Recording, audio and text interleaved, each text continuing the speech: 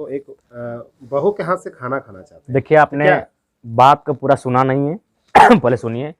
हम लोग 2 भाई हैं। जो मेरा छोटा भाई है वो अगर ठीक ठाक रहता तो दिसंबर में उसका शादी का चर्चा चल रहा था। अगर अभी नहीं होगा तो मार्च के बाद वो करेगा। जो दादी का ख्वाहिश है वो भी पूरा होगा और आंदोलन भी चलेगा। दादी का ख्वाहिश तो जयराम मातो अब जबरदस्ती कोई बोला दादी का ख्वाहिश है कि मैंने को चूंकि घर में काम काज में दिक्कत होता है, माँ भी बीमार रहती है, यानी काम काज करने के लिए कोई आए तो भाई शादी करेगा। आप क्यों नहीं कर रहे हैं?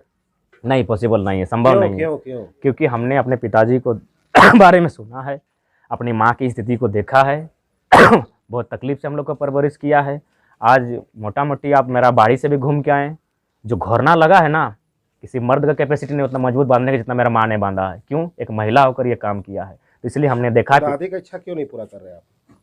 अरे इच्छा उनका है, मैंने किसी का आने से वो जरा मातो रहे चाहे भाई रहे, उससे कोई कंडीशन नहीं। आपका भाई का नाम तो नहीं? दादी उन लोग तो पुराना ख्यालात का है, उनको आभास नहीं है कि जमाना कहाँ चेंज हुआ है। उनका जमाना जब था तो हम लोग उस समय हम लोग शादी क्या देख के करते थे कि एगो नियम हम लोग का रिवाज था, मछली, मूसा का माटी और छागर का भेरंडी। मछली का मतलब था कि वहाँ पानी का स्रोत है, छागर का भेरंडी का मतलब है वहाँ झुरी झांटी है, और आपका मूसा का माटी है, धान चार है। तो अब तो कंडीशन नहीं है, अब तो बोलेरो देखा जाता है, अब तो टाइल्स मार्बल देखा जाता है। टाका गिनक से पहले बोरा एक दांत गने लिया, तो टर्म एंड कंडीशन बदला है। तो दादी उस जमाने की है, 95 साल की है, हम लोग 21वीं सदी के हैं, तो थोड़ा सा आसान नहीं मैच कर पाना। बाकी उनको शादी से मतलब भाई कर रहा है, पक्का है। आगे क्या? एक बहुत दिन से शायरी नहीं सुना है आप, शायरी के लिए आते हैं आप।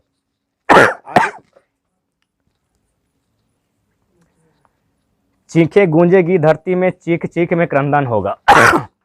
कि चीखे गूंजेगी धरती में, चीख चीख में क्रंदन होगा, और बेबस लाचार ना करे झारखंडी को, वरना जिस दिन हमने हथियार उठा लिया इस धरा पर उस दिन मृत्यु को अभिनंदन होगा। थोड़ा इसका अर्थ बता दीजिए। इसका अर्थ है कि भाई हम लोग को पारासनाथ, झुमरा, दलमा, सरंडा के जंगल के नीचे रहने वाले लोगों को शांत रहने दिया जाए। ये बड़ी बड़ी कंपनियों के माध्यम से शोषण विस्थापन का दर्द ना दिया जाए, हमें शांत रहने दिया जाए। अरे सम्राट अशोक ने जब कलिंग को जीता था, लाखों का नरसंहार हुआ था, वे भटकते गए शांति शांति शांति। बड़ा बड़ा टाटा, अडानी, अंबानी, बिरला जो सरकार के माध्यम से लगातार गांवों को उजाड़ रही है, विनाश कर रही है, पता नहीं इनको कब शांति मिलेगी।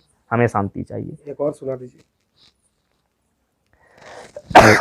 कि जब जब सजी है थाल क्रांति की, जब जब सजी है थाल क्रांति की, मावों ने खुद बेटों की बोलियां दी हैं। क्रांति ने एक सर मांगा है, हमने भर भर के झोलियां दी हैं। बलक मक्का गांव में एक गांव से 7 लोगों ने शहादत दिया है। ये कोई डायलॉग नहीं है, ये रियलिटी है। क्रांति एक गर्दन मांगी है, हम एक साथ 7 को प्रेजेंट किए हैं। अच्छा, ये याचना वाला एक बार फिर से सुना दीजिए, जो आप 10 जनवरी को सुनाए थे।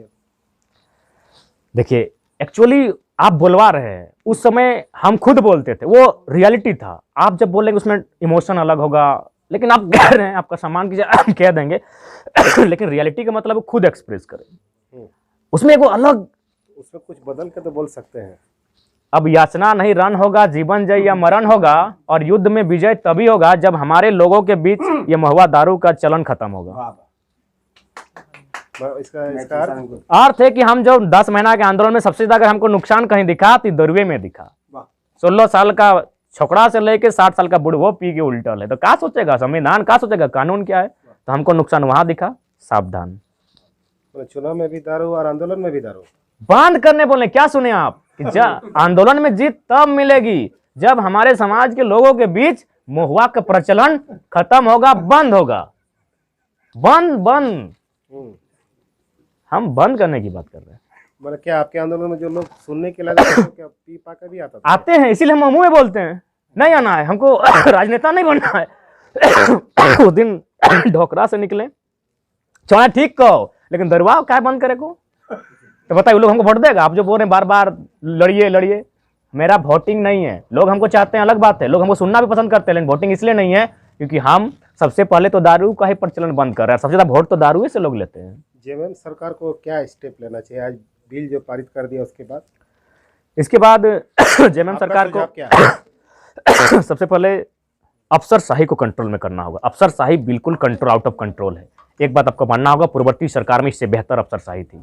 कंट्रोल में थी, नियंत्रण में थी, सरकार का डर करते थे कि सरकार क्या है, विधायक क्या है, इनके पास आउट ऑफ कंट्रोल है, ये गिनते ही नहीं है, फुसड़ी नहीं गिनते हैं। तो सरकार को चाहिए वहाँ कंट्रोल हो। और जो नीति तो बना ही नहीं, फिर आप क्या बात कर रहे हैं? तो इसीलिए तो हम बोल रहे हैं कि बहाली अब कैसे रोकेंगे, सरकार का मसला है। सरकार के पास इतने बड़े बड़े आईएएस किस लिए हैं? अगर हम लोग छात्र हैं तो वे आईएएस क्या घास छील रहे हैं? जो सरकार के सलाहकार समिति में बैठे हैं, जो सरकार के पर्सनल सेक्रेटरी हैं, जो सरकार के जो भी टीम में हैं, उनको सलाह दे कि भाई कैसे रोका जाए। अन्य राज्यों के बढ़ते दबाव को रोकना है आपको, और ये हम नहीं कर रहे हैं। भारत के जो सर्वोच्च न्यायालय है उसके पूर्व मुख्य न्यायाधीश एम हिदायतुल्लाह, उनका कहना था कि राज्य चाहे तो विकसित राज्यों के अतिक्रमण को रोकने के लिए ऐसा नीति बना सकता है। ये बिल पास होने यानी इम्प्लीमेंट होने में 3 साल, 4 साल, 5 साल, 10 साल भी लग सकता है, लेकिन वैकेंसी तो नहीं है। तो ये क्या मैट्रिक पास वाले ही लोग करेंगे? नहीं, वो नियम खारिज कीजिए। बिना जो खतियान का जातीय आवास बनना है उसको भी खारिज कीजिए, कुछ ना कुछ प्रमाण दीजिए, तब जातीय आवास बने। नहीं तो बोले तो हमारा एक साथी है, रेंट में रहता है, जातीय आवास बना के बैठा है। सोचना होगा, वो सरकार सोचे। वैकेंसी क्या बंद कर देगा? नहीं, वैकेंसी बंद कैसे हो सकती है? उसको जब तक कुछ ना कुछ तो उपाय आपको करना होगा।